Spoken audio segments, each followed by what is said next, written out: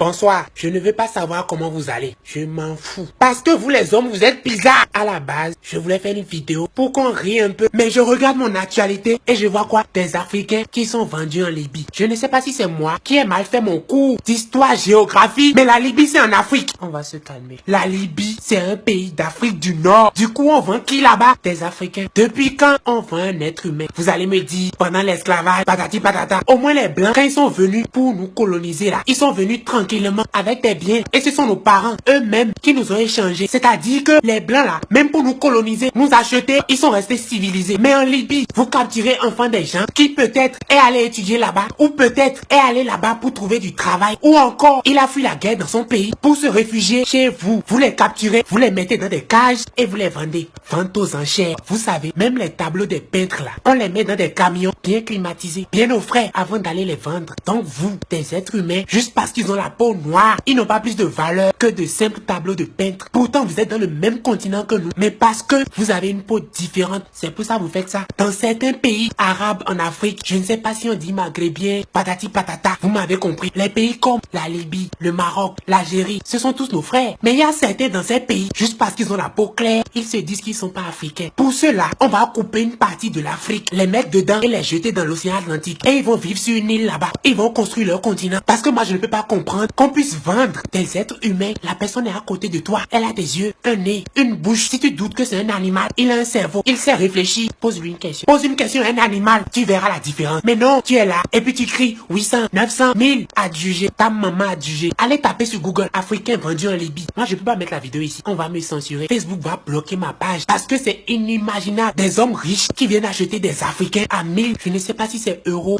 dollars ou bien quoi. Mais vous êtes tellement bête parce que si vous prenez cet argent que vous utilisez pour acheter des hommes noirs comme moi, pour qu'ils travaillent dans vos usines, mais pourquoi vous ne prenez pas cet argent pour les recruter, les payer à la fin du mois? Parce que s'ils sont dans cette situation, c'est qu'ils sont au chômage et qu'ils veulent travailler. Mais non, parce qu'ils sont noirs, ils n'ont pas le droit de recevoir un salaire à la fin du mois. On doit les acheter comme des esclaves et les faire travailler gratuitement. Et vous rendez riches des gens qui vont les capturer et qui viennent vous les vendre. Bientôt, ils seront plus riches que vous. Quand on se rend compte que dans les pays européens, américains, asiatiques, on se bat. Les présidents de ces pays-là se battent pour que le racisme disparaisse. Mais que chez nous, nous-mêmes, les victimes du racisme, il y a du racisme et de l'esclavage.